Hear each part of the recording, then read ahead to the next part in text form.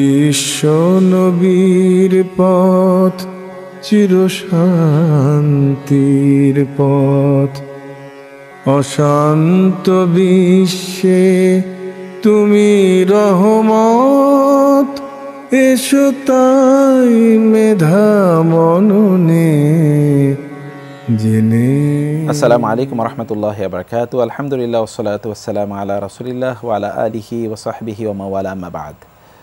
NTV কর্তৃক আয়োজিত জুমাবারের বিশেষ আয়োজন দারসে হাদিসের পক্ষ থেকে আমরা সবাইকে আন্তরিক প্রীতি, শুভেচ্ছা এবং অভিনন্দন জানাচ্ছি। ইনশাআল্লাহ আমরা অত্যন্ত গুরুত্বপূর্ণ মূল্যবান বই রিয়াদুস সালিহিন এর একটি চ্যাপ্টার, যেটি গীবত সংক্রান্ত, এই চ্যাপ্টারের একটি হাদিস পড়ব। প্রাসঙ্গিক কিছু আলোচনা আমরা শোনার চেষ্টা করব এবং আমাদের জীবনে এই হাদিসের ইমপ্লিকেশন কী হতে পারে সেটি আমরা বোঝার চেষ্টা করব। আল্লাহ তাআলা আমাদেরকে তৌফিক দান করুন।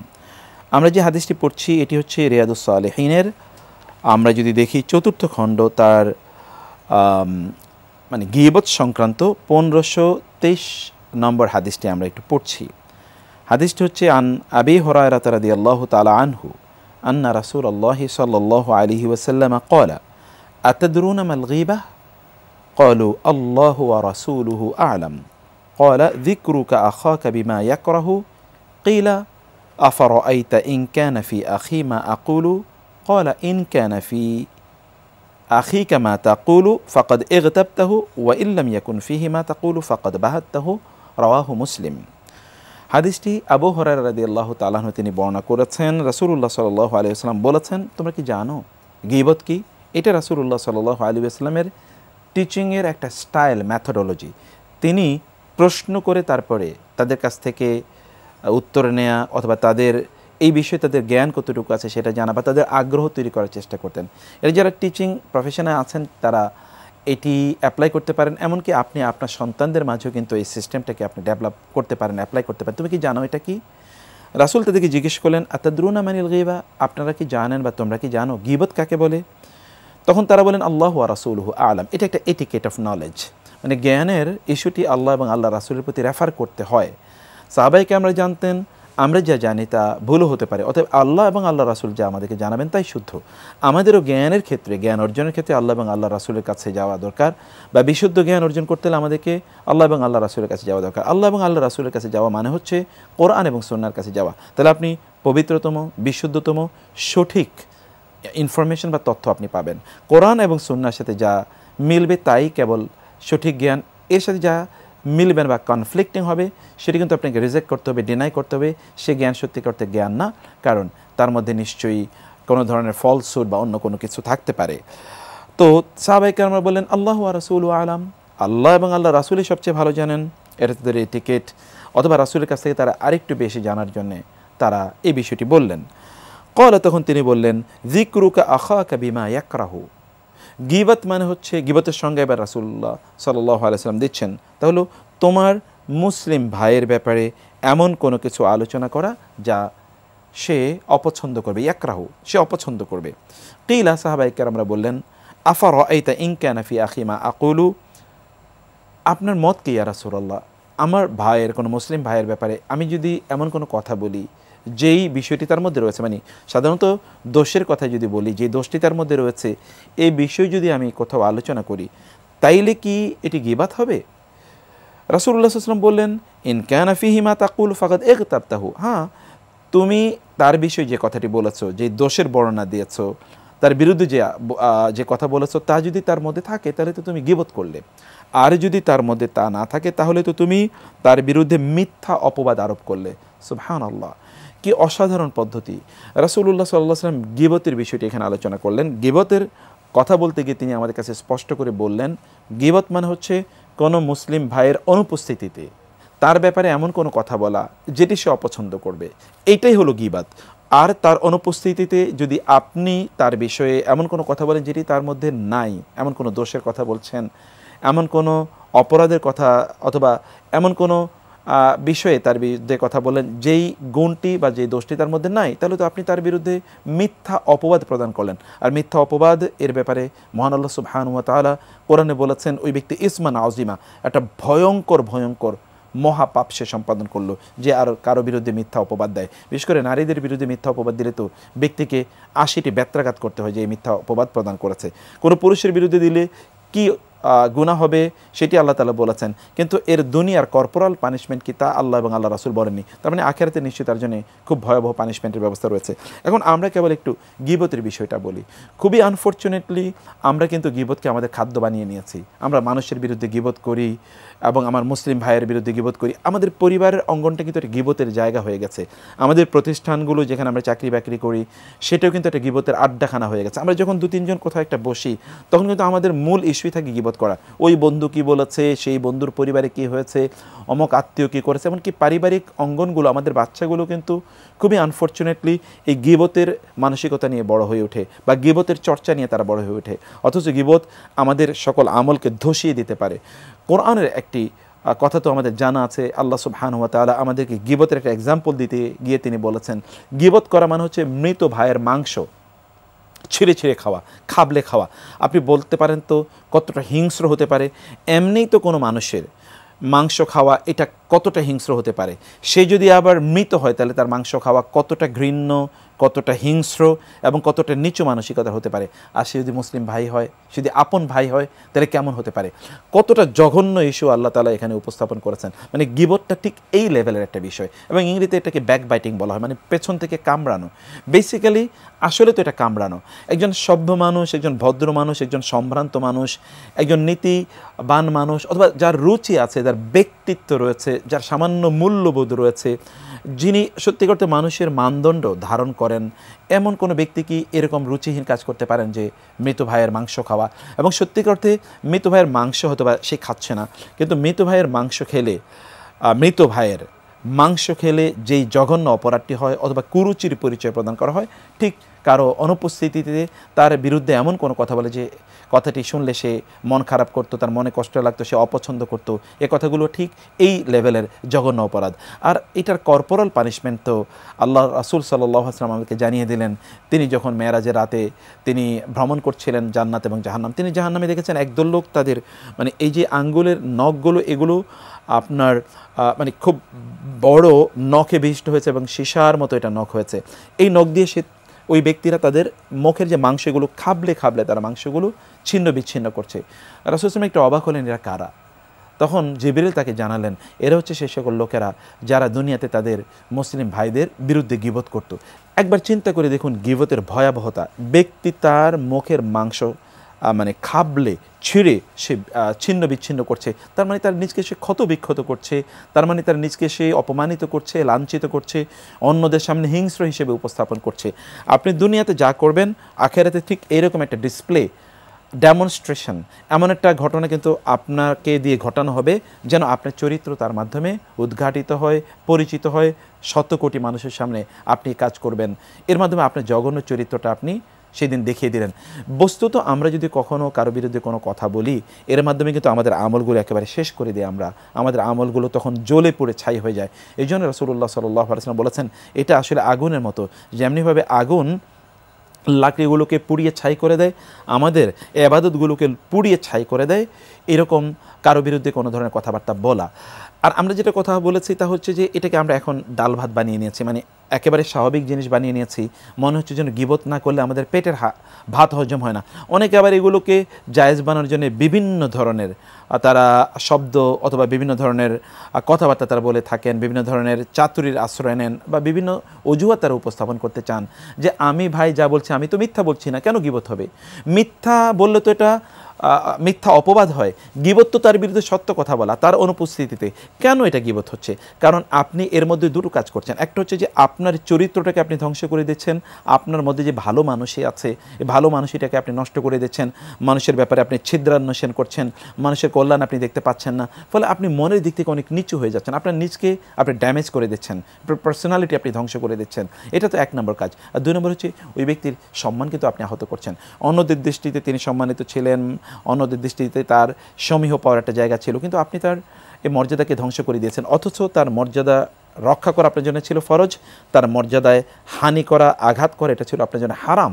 আপনি সত্যিকার অর্থে যখন মানুষের বিরুদ্ধে যখন আপনি কথা বলবেন তখন আপনি তার সম্মানহানি করবেন, আর আপনি তার সম্মানহানি করলে আল্লাহ তাআলা বিপরীতে আপনার সম্মানহানি করার মতো বহু অবস্থা তৈরি করে দেবেন। এই জন্য মানুষের বিরুদ্ধে কথা বলবেন না কোনো অজুহাতেই না। কারো বিরুদ্ধে কথা বলার আগে আপনার দায়িত্ব হচ্ছে ওই ব্যক্তিকে বিষয়টা জানানো। তার যদি কোনো সমস্যা থাকে তাহলে তাকে পার্সোনালি বলুন। এটা ব্রাদারহুড তৈরি করবে, এটা লাভ, এটা অ্যাফেকশন, এটা আমাদের যে সম্প্রীতি, সহমর্মিতা, সৌহার্দ্য এটা ডেভেলপ করবে। আদারওয়াইজ যে ব্রাদারহুড রয়েছে, উখুয়া রয়েছে, আমাদের যে ভ্রাতৃত্ব রয়েছে এটা একেবারে ধ্বংস হয়ে যাবে, একজন আরেকজনের পেছনে লাগবে, পরস্পরের সম্মানহানি হবে। এবং এই জায়গায় যে আমরা শান্তিপূর্ণ বসবাস যেটা করার কথা ছিল এই সমাজটা কিন্তু আপনি হাতে ধরে ধ্বংস করে দিচ্ছেন। আল্লাহ তাআলা বলছেন ওয়াইলুল কুল্লি হুমাজাতিল লুমাজা। আল্লাহ তাআলা বলেছেন যে এই সকল ব্যক্তিরা অন্যের চগলখড়ি করে, গীবত করে, এদের জন্য ধ্বংস। আল্লাহ যদি বলেন ধ্বংস তাহলে বাঁচানোর কে আছে? আল্লাহ বলেছেন ফালা তুতি কুল্লা হাল্লাফিম মাহিন হাম্মাজিম মাশাইম বিনামিম। যে সকল লোকেরা তারা অন্যদের বিরুদ্ধে কথাবার্তা বলে বলে বেড়ায়, অন্যদের ছিদ্রান্বেষণ করে, গীবত করে, মানুষের বিরুদ্ধে কথাবার্তা বলে, এই সকল ব্যক্তিদের তোমরা ধারে কাছেও যেও না, তাদের সাথে বন্ধুত্ব তৈরি করো না, তাদের সাথে উঠা বসা করো না, তাদেরকে প্রত্যাখ্যান করো। কারণ তারা নিজেরা এর মধ্যে বিষাক্ত হয়ে গেছে, তারা সমাজকে বিষাক্ত করবে, তোমাকে কলুষিত করবে। সেই কারণে আপনি যদি কোনো একটা জায়গায় বসেন, ধরুন এখানে কোনো গীবত হচ্ছে, পরনিন্দা হচ্ছে, পরচর্চা হচ্ছে, তাহলে আপনার কাজ হচ্ছে দ্রুত ওই জায়গা থেকে পরিত্যাগ করা, তাদেরকে আপনার নিষেধ করে যে ভাই এই কথা কিন্তু বলা ঠিক না, আমাদের এই আলোচনাটা বন্ধ করে দেওয়া উচিত, তাদেরকে নাসিহা করা। এবং 2 নম্বর বিষয় হচ্ছে তারা যদি নাসিহা গ্রহণ না করে তাহলে সেখান থেকে আপনার উঠে যাওয়া উচিত। এটা কিন্তু আপনার ঈমানের দাবি। অতএব আপনি যদি মনোযোগ দিয়ে শুনলেন এবং বরং আপনি আরেকটু আগুনে ঘি ঢেলে দিলেন, আপনি বলেন ভাই আমি আরও জানি, তুমি তো কমই জানো, এগুলো কিন্তু দুর্বল ঈমানের পরিচয়। সত্যিকার অর্থে আমাদের ঈমান যখন একেবারে অ্যাবিজে চলে যায়, একেবারে লোয়ার লেভেলে চলে যায়, যখন তলানিতে গিয়ে ঈমান থেকে না, তখন আমরা এই কাজ করি। অথচ দেখেন সালাফরা তারা কী করেছেন, ইমাম শাফি রহমাতুল্লাহর কাছে কোনো একজন ব্যক্তি এসে বললেন আপনার বিরুদ্ধে অমকে একটা কথা বলেছে, আমি একটু বলতে চাই। তিনি বলে থামো থামো, আচ্ছা তুমি আমাকে যে কথাটা বলছো এই কথাটিতে কি শুনলে আমার কোনো লাভ হবে? বলে না। আচ্ছা যার বিরুদ্ধে বলছো তার কোনো লাভ হবে? বলে না। তোমার কোনো লাভ হবে? তাহলে না। তাহলে তুমি কেন এই কথা বলছো? শয়তান কি তোমাকে ছাড়া আর কাউকে মেসেঞ্জার মানে দূত হিসেবে পায়নি? তোমাকে শয়তান আমার কাছে দূত হিসেবে পাঠালো। অটোমেটিক বিকাশ করতে সেট করুন অটোপে। বিকাশ থাকলে আর কি লাগে? মানে সুবহানাল্লাহ, দেখেন 3 ফিল্টারিং মেকানিজম কীভাবে তারা ডেভেলপ করেছেন। কথা শুনতেই চাননি, কীভাবে তাকে শিক্ষা দিয়ে দিয়েছেন, অথবা তাকে এই কাছ থেকে তিনি বাধা দিলেন, তিনি শুনতেই চাননি। কারণ এটা একটা মুখরোচক ইস্যু, আর শয়তান চায় এই জায়গাগুলোতে যেন আমরা উদ্বুদ্ধ হই, অনুপ্রাণিত হই, তাতে শয়তানের এজেন্ডা বাস্তবায়ন হয়। কীভাবে? আমাদের আমলগুলো ধ্বংস হয় এবং আমরা জাহান্নামে যাই। কারণ সে তো জাহান্নামী, মানে যখন শিয়াল তার লেজ কাটা যায় তখন কিন্তু সে চায় অন্য সকলের লেজ কাটা যাক। ও তো সেই ধূর্ত, সে চায় শয়তান আমরাও যেন শয়তানের মতো করে আচরণ করি এবং আমাদের জন্য দুনিয়া এবং আখিরাত যেন সব শেষ হয়ে যায়। এটি খুবই একটা নিন্দনীয় কাজ, এটা খুবই কুরুচির পরিচয়। যারাই কাজ করে তাদেরকে দেখবেন তারা তাদের পরিবার থেকে এগুলো শিখেছে। পরিবার থেকে ছাড়া এই জাতীয় ল্যাঙ্গুয়েজ কারো শেখার কথা না, বা এই জাতীয় ভাষা কারো শেখার কথা না। এটা পারিবারিক শিক্ষা। এই পারিবারিক শিক্ষা আমাদের যেন আমরা ঠিকমতো প্রদান করি আমাদের সন্তানদেরকে। তাদের সামনে যখন আমরা কথা বলি এগুলো যেন খুব সাবধানে আমরা কথাবার্তা বলি। রাসূলুল্লাহ সাল্লাল্লাহু আলাইহি ওয়াসাল্লাম বলেছেন ইন্না দিমাআকুম ওয়া আমওয়ালাকুম ওয়া আরাদাকুম হারামুন আলাইকুম কা হুরমাতি ইয়াউমিকুম হাদা, যে তোমাদের প্রত্যেকের সম্মান, তার সম্পদ এবং তার জীবন এটা পবিত্র। যেমনিভাবে এই মাক্কা, এই বাইতুল্লাহ, এই আরাফা, এই মুজদালিফা, এই মিনা, এই হজের সময়গুলো যেমনিভাবে পবিত্র, এটা ঠিক তেমনিভাবে পবিত্র। অতএব তোমরা এই কাজগুলো করে করে বেড়াবে না। আপনি যা বলছেন, আপনি হতে পারে যে ভাইয়ের বিরুদ্ধে আপনি বলছেন তিনি হয়তো সেখানে নাই, ফেরেশতারা কি সেখানে নাই? তারা তো সেখানে আছে, লিখে রাখছে।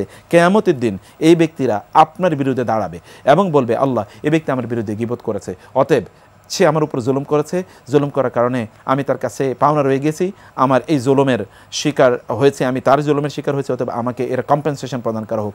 তখন আপনি তো কোনো কম্পেনসেশন দিতে পারবেন, আপনার তো তখন টাকা পয়সা নেই। তখন আপনি কী করবেন? আপনার আমলগুলো, সওয়াবগুলো ওই ব্যক্তিকে দেয়া শুরু করবেন। কোনো এক সময় এমন হবে যে আপনি যত ব্যক্তির বিরুদ্ধে যত বিষয়ে আপনি গীবত করেছেন সব যখন আপনি পে করবেন, তাদেরকে পে ওভার কম্পেনসেট করবেন, এক সময় দেখা যাবে আপনার আমল নামে কোনো আমল নেই, সব সওয়াব আপনি দিয়ে দিয়েছেন।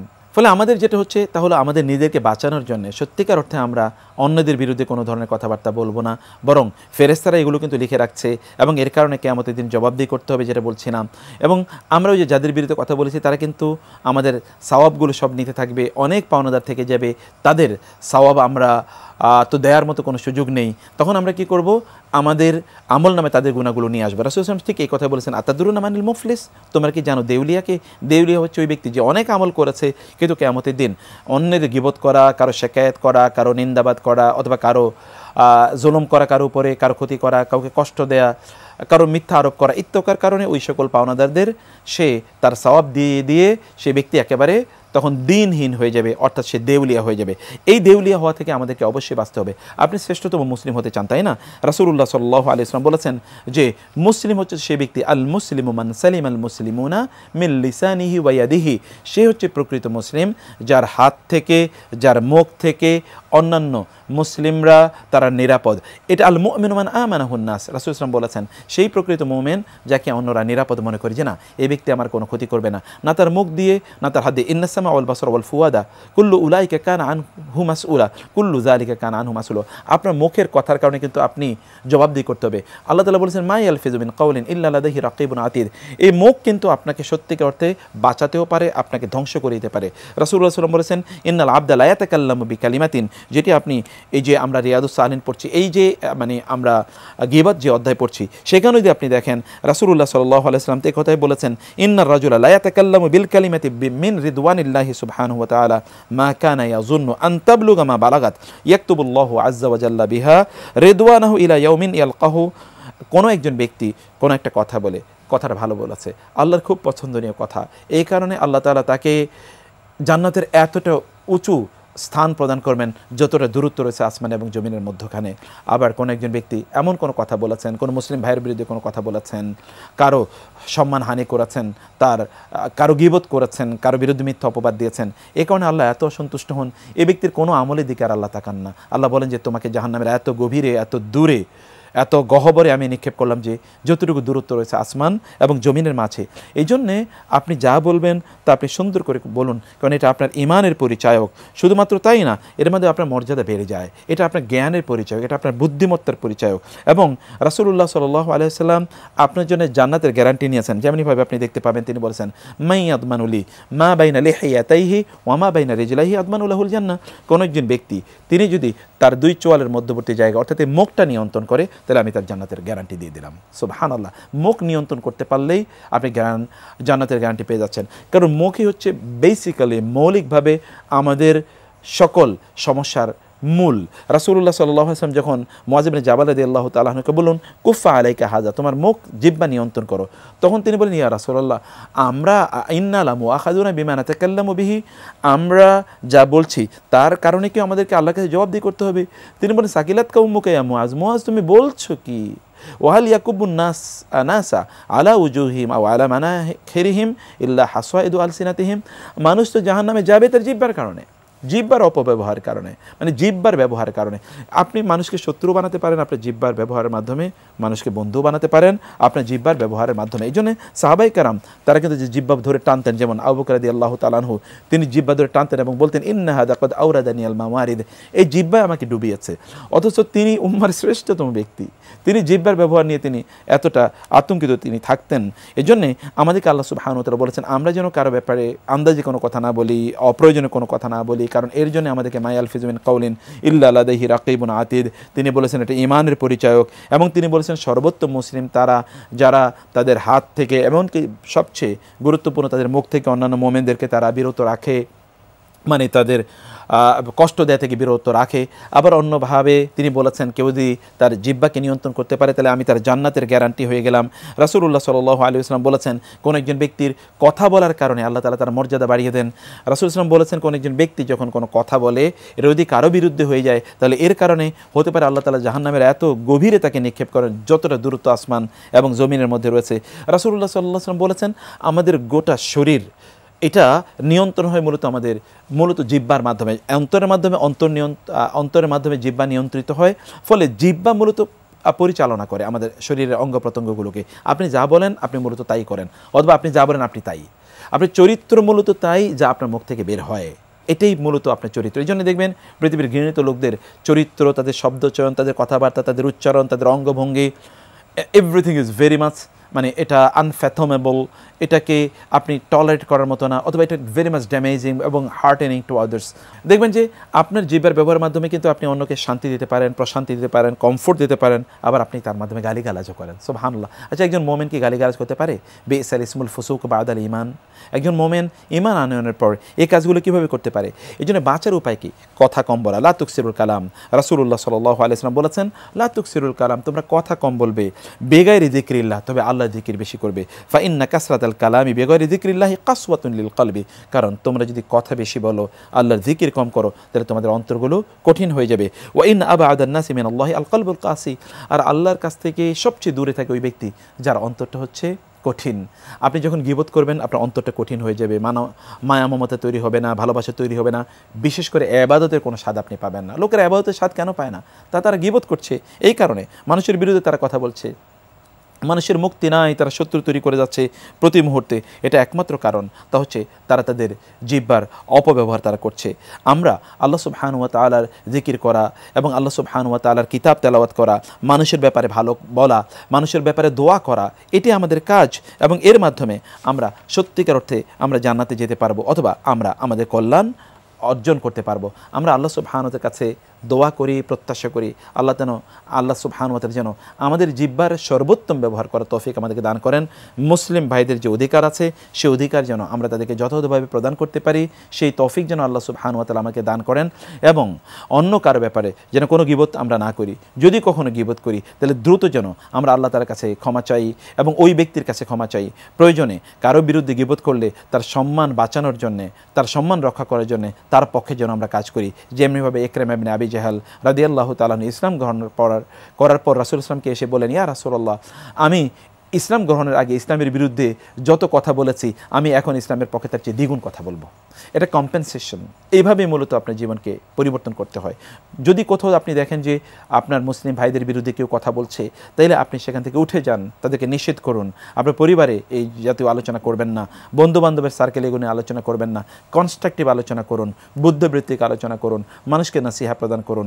এর মাধ্যমে আপনি ক্ষতি থেকে বেঁচে যাবেন, আপনার চরিত্র উন্নত হবে, আপনার মানসিকতা অনেক ভালো হবে, আপনি নিজে শান্তিতে থাকবেন, আপনার প্রশান্তি তৈরি হবে, অন্তরটা আপনার তখন আল্লাহ সুবহানাহু ওয়া তাআলার প্রতি ভালোবাসা দিয়ে পূর্ণ হবে, মানুষের প্রতি ভালোবাসা দিয়ে পূর্ণ হবে। তখন আপনি একটা প্রশান্তি উপভোগ করবেন, আপনি তখন স্বাদ পাবেন, আপনার ঈমানের, আপনার আমলের স্বাদ পাবেন, এবং আল্লাহ সুবহানাহু ওয়া তাআলা এর কাছে আপনি সবচেয়ে প্রিয়ভাজন, আল্লাহর সবচেয়ে নিকটবর্তী মানুষ হিসেবে আপনি ইনশাআল্লাহ কিয়ামতের দিন মহান আল্লাহ সুবহানাহু ওয়া তাআলার কাছে আপনি উপস্থিত হবেন। কখনো কখনো আমাদের অঙ্গভঙ্গিও কিন্তু গীবতের শামিল হয়ে যায়। যেমন রাসূলুল্লাহ সাল্লাল্লাহু আলাইহি ওয়াসাল্লাম সফিয়া রাদিয়াল্লাহু তাআলা আনহার ব্যাপারে যখন আয়েশা রাদিয়াল্লাহু তাআলা বলেন, কাফা বি সফিয়াতা কাযা ওয়া কাযা, সফিয়া তো মানে শুধু আঙ্গুল দিয়ে দেখেছেন, হাত দিয়ে, যে তিনি তো এরকম আন্ডারসাইজড। আয়েশা রাদিয়াল্লাহু তাআলা আনহাকে রাসূলুল্লাহ বললেন, তুমি এমন একটি কথা বলেছো, এই কথাটি এতটা খারাপ, যদি এটি সমুদ্রের পানির সাথে মিলিয়ে দেওয়া হয় তাহলে গোটা পানি দূষিত হয়ে যাবে। একটি মাত্র তিনি অঙ্গভঙ্গি করেছেন।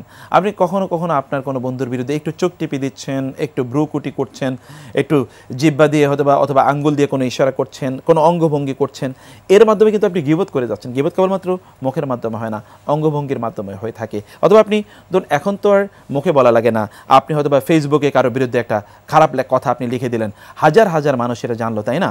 আপনি একজনের কাছে বলার চেয়ে এখন আপনি কিন্তু এটা তো মাল্টিপ্লাই ইম্প্যাক্ট আছে, আপনি হাজার হাজার লক্ষ লক্ষ ফলোয়ার্স ফ্রেন্ডস এর কাছে পৌঁছে গেল।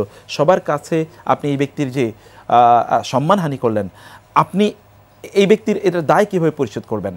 কোনো অবস্থায় পরিশোধ করার কোনো সুযোগ নেই। এই জন্য সোশ্যাল মিডিয়াতে অথবা মিডিয়াতে, পত্রপত্রিকার মাধ্যমে, লেখনের মাধ্যমে, কমেন্টের সেকশনে, মেসেঞ্জারের মাধ্যমে, হোয়াটসঅ্যাপ অথবা ধরুন টুইটার ইত্যাদির মাধ্যমে যখন আপনি সোশ্যাল মিডিয়াতে যখন পাবলিকলি যখন কারো বিরুদ্ধে কোনো খারাপ কথা বলেন, তখন আপনি তার বিরুদ্ধে গীবত করলেন। আল্লাহু আকবার। আপনার সব ইবাদত কিন্তু একেবারে ড্যামেজ হয়ে যেতে পারে। আমরা মহান আল্লাহ সুবহানাহু ওয়া তাআলার কাছে দোয়া করি, আল্লাহ তাআলা যেন আমাদেরকে এই ভয়ঙ্কর অপরাধ থেকে বাঁচিয়ে রাখেন এবং আমাদের ইবাদতগুলো যেন নিয়ে আমরা আল্লাহর সামনে মর্যাদার সাথে দাঁড়াতে পারি, সেই তৌফিক আল্লাহ তাআলা আমাদেরকে দান করুন। রিয়াদুস সালিহিন এর এই অধ্যায়টি আপনারা আরো ভালো করে পড়বেন। আল্লাহ সুবহানাহু ওয়া তাআলা আমাদের সবাইকে সেই তৌফিক দান করুন। আমিন। ওয়াসসালামু আলাইকুম ওয়া রাহমাতুল্লাহি ওয়া বারাকাতুহু। অশান্ত বিশ্বে তুমি রহমত, এসো তাই মেধা মননে জেনে।